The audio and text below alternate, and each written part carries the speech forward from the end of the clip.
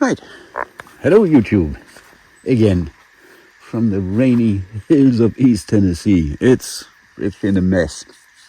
Anyway, you guys remember about, I don't know, 2 or 3 weeks ago, when I took out this Hebelina, this old hickory here, to give those beech trees a bit of breathing room. So now we've got to get that guy out of here and up to the sawmill and limb that. My shooting range has gone from 250 yards to 50 yards because it's that way and I've got all that stuff in the way now.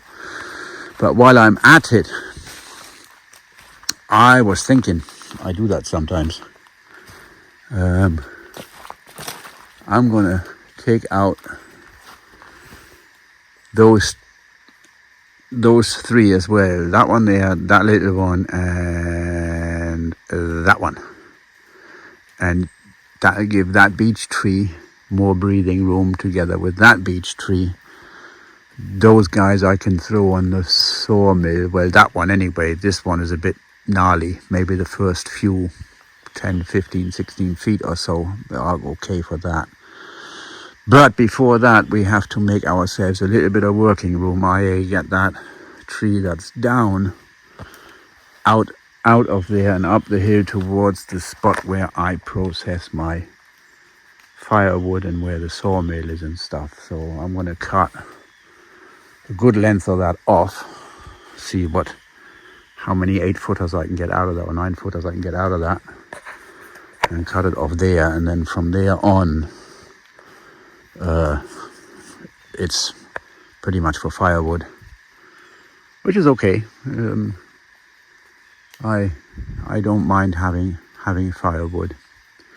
So that's the plan. I'm going to stick you guys on a tripod, and then I'm going to fire up the little saw first and just get rid of all that limbing stuff, the little farm boss, and then we'll crank up the 661 again for the bigger stuff, because it just got more oomph to it. I know I could fail these with a farm boss or anything like that as well, but why? So we didn't do too bad, by the way, with all that weather and stuff. I drove home on Saturday and I tried to get through Asheville area.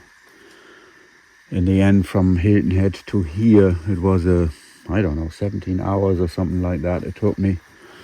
Glad I had a chainsaw and a winch in the truck to get to some of those parts where trees are down on the roads and things. It looked terrible, especially the Asheville area looked like somebody dropped a nuke.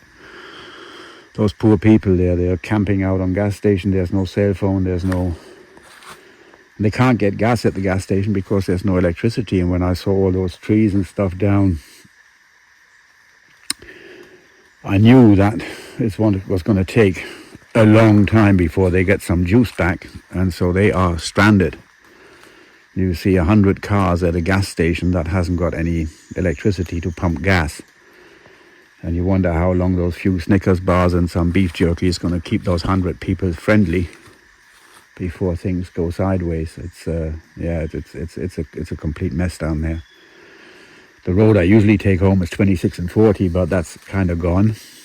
So I had to fight my way back up north, and then went through Fancy Gap, Bristol, and it turned the whole thing into a bit of an ordeal. But and there was no electricity at home here either, so I fired up the generator and wired that up quick. We got electricity back last night, but yeah. So to all those people that are stuck and stranded up there, I feel so sorry for you guys. It's heartbreaking to see it. My next work trip is going to be not via 40 and 26. I don't know how I'm going to get back down to the coast to the boats where I work on. Probably via, I don't know, Atlanta or something like that. No idea. I'll figure that one out once I've got this place here cleaned up a little bit and stuff. So yeah, I'm not the praying type. If I was, I'd pray for those guys in the Asheville area, or all of northwest North Carolina. Looks terrible. was bad enough on Hilton Head Island. We had a ton of trees down there. I had to fight my way to the gas station to get a coffee with a chainsaw and the winch on the truck. But yeah, that was fun compared to what they are going through up there, and in East Tennessee as well in parts. So anyway, let's get to it. I'm going to set you up here somewhere, and then we'll get cracking on this stuff.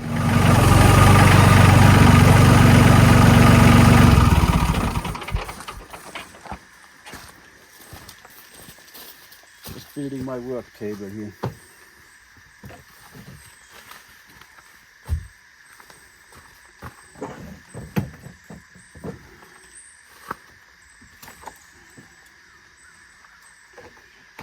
That one is still full.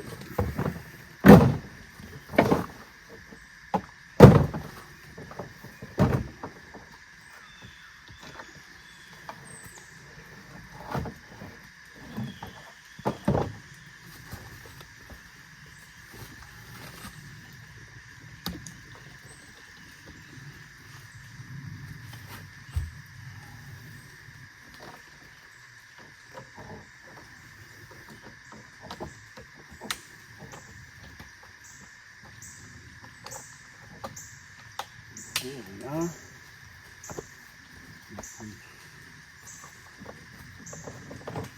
Tape measure.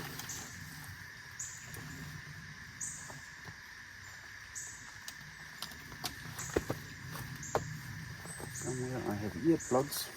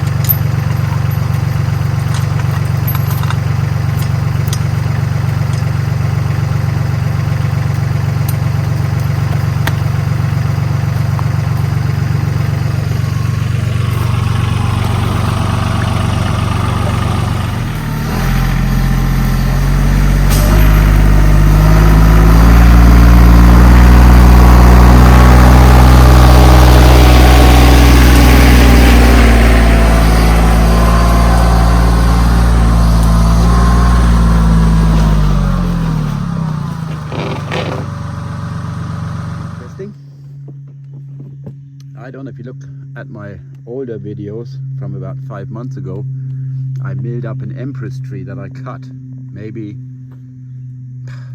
5 days before I milled it up, and I cut it out of that spot about 5 months ago. And look what grew in that time. There's the stump, and look what grew in 5 months out of that stump. That is absolutely crazy. Those things, that tall one on the left is about 25 foot tall. Those other two I'm going to cut down again and just leave that one, just because I want to see how fast that thing turns into a millable tree. That's hilarious. I only just a week ago cut that tree into 2x4s, and it's dry.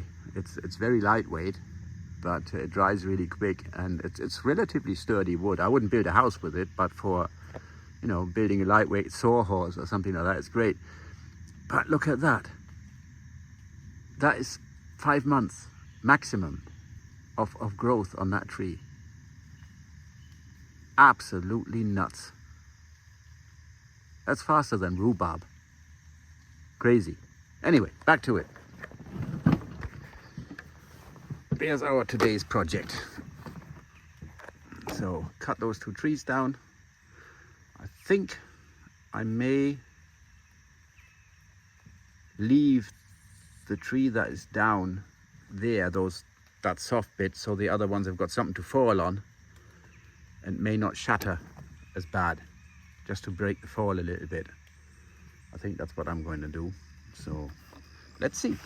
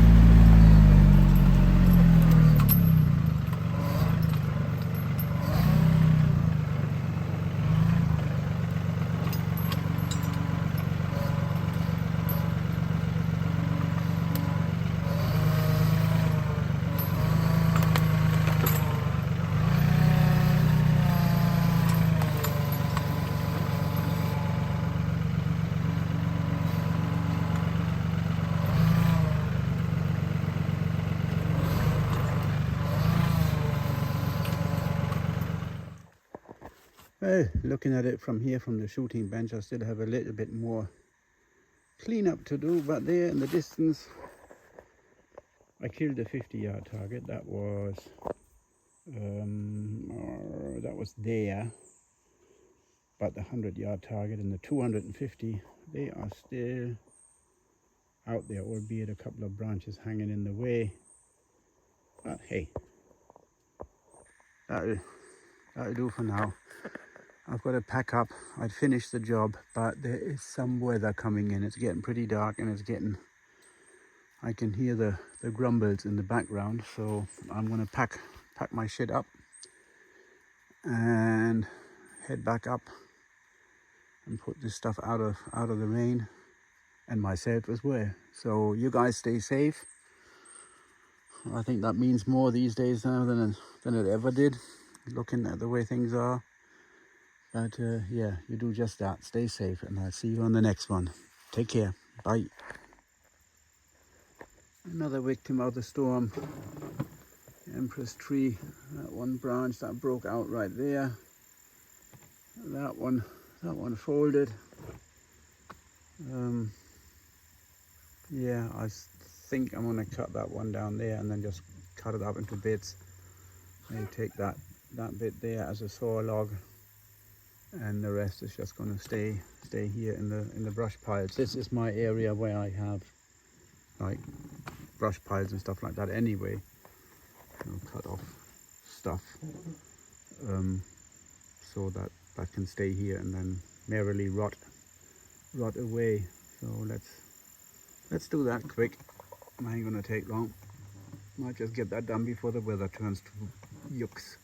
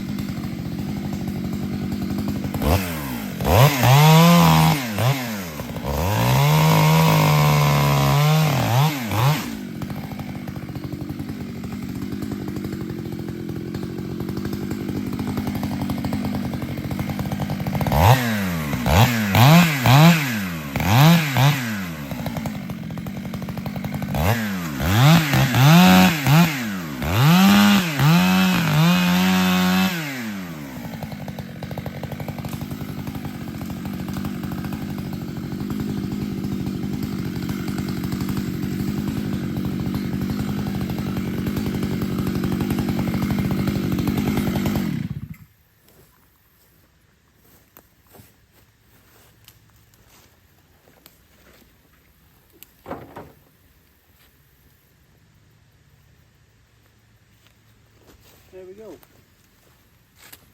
Now we're going inside out of the weather.